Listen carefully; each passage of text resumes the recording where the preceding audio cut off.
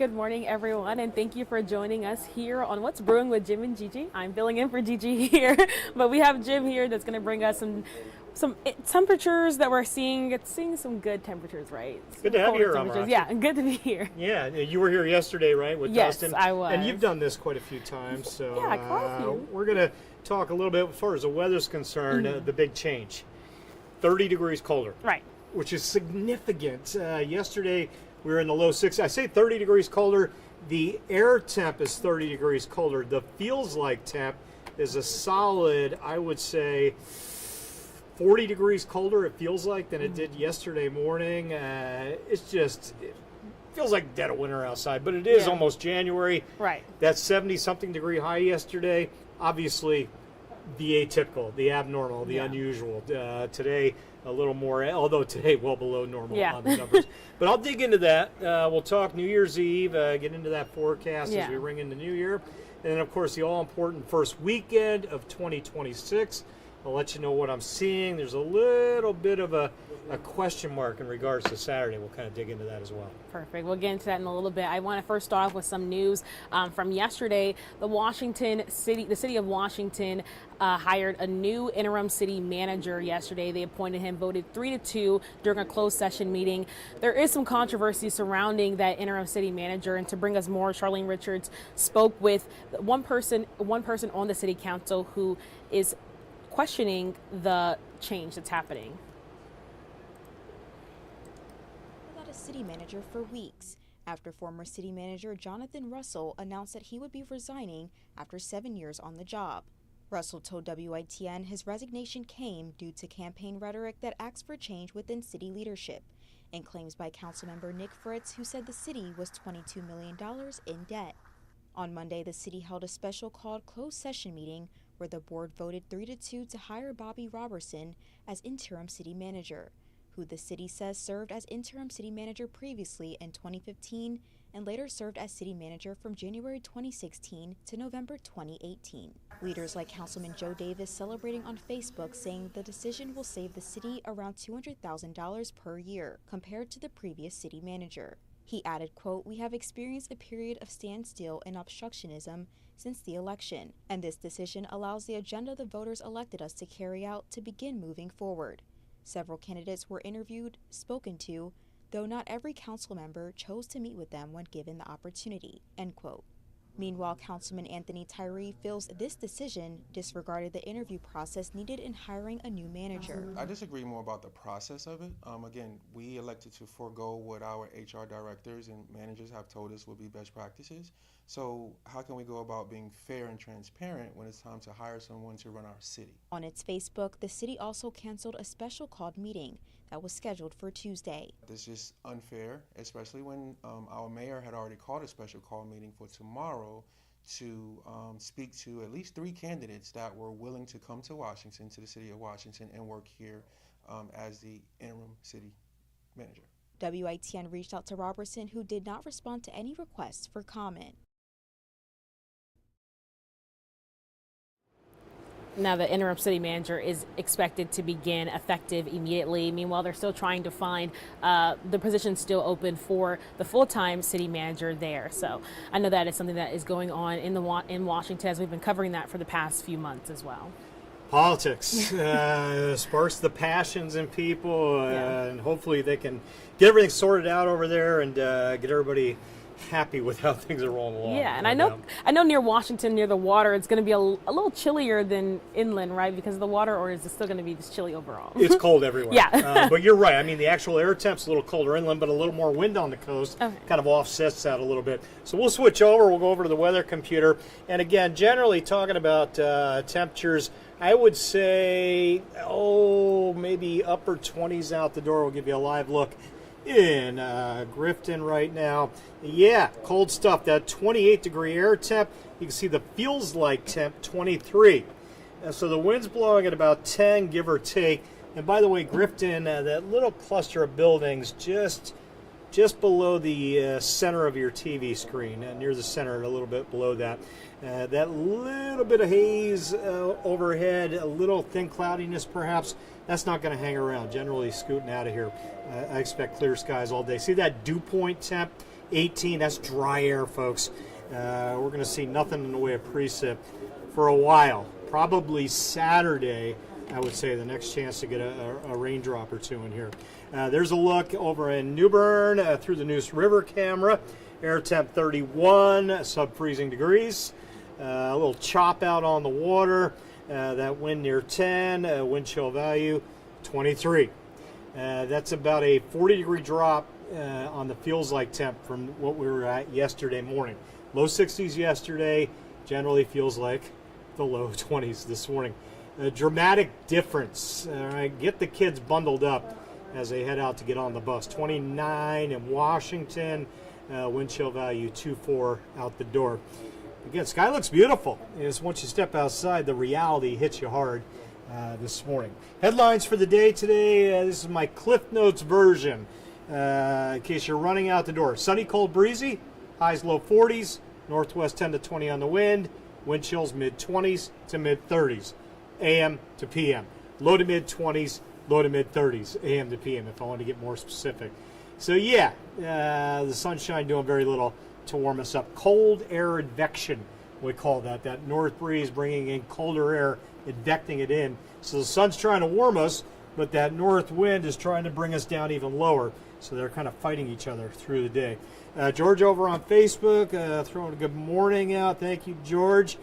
Yeah, we'll try to stay warm. You too, though, with the afternoon temps, probably just getting into the low 40s, but again, it'll feel like the 30s this afternoon. No matter where you are, it's going to be cold. Satellite radar looks good.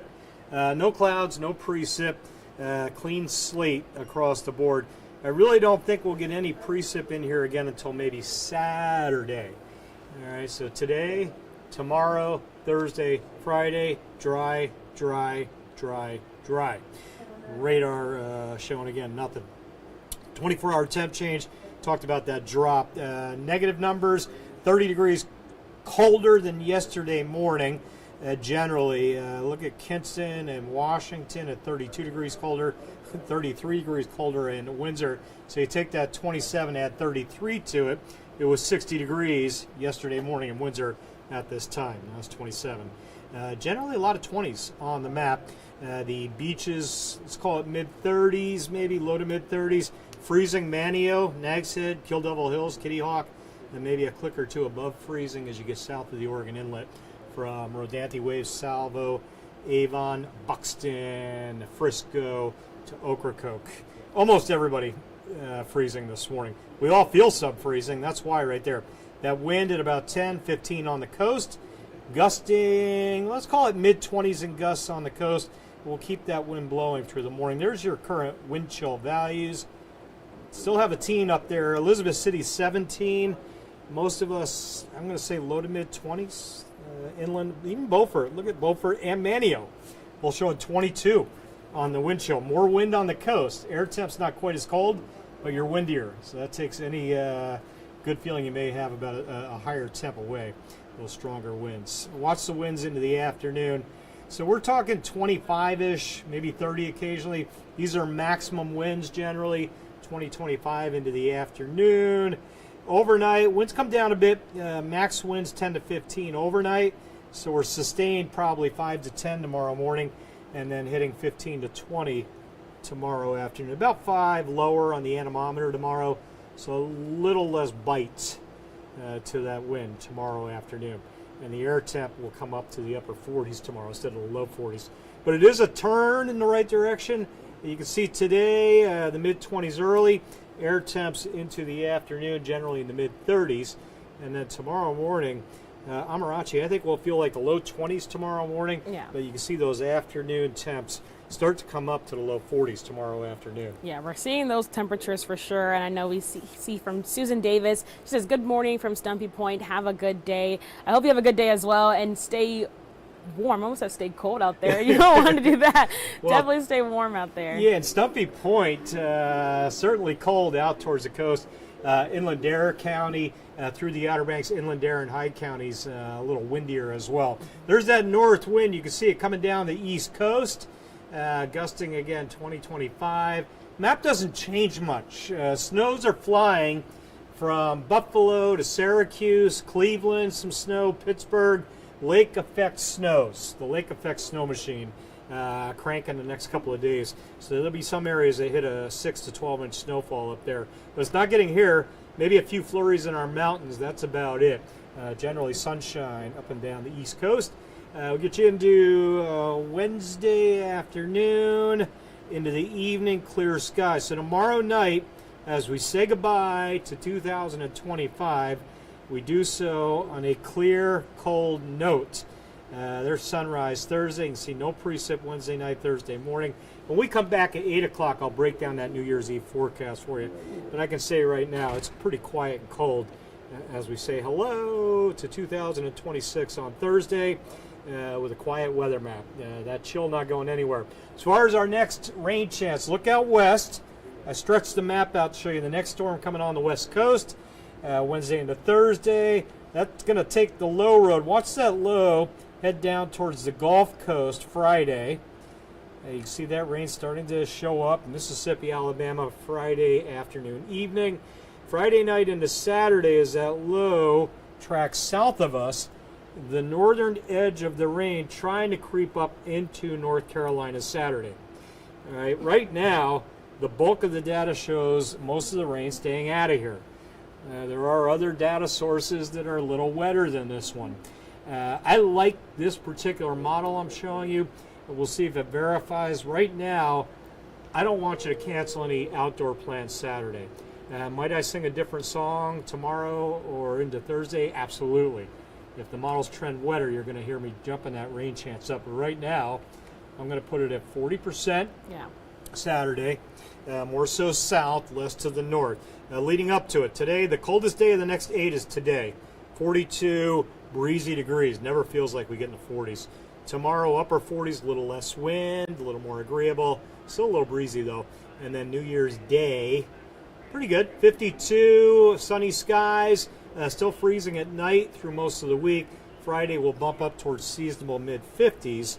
And then into the weekend again. Saturday, a few showers dancing around. Sunday, we're back to sunny at 50 with mid-50s Monday into Tuesday. So again, a pretty quiet 8-day. My rain chance on Saturday will likely change.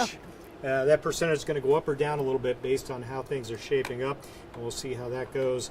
And again, I'd say colder air is a word. After a warm Christmas week, generally we're talking about a chilly New Year's week.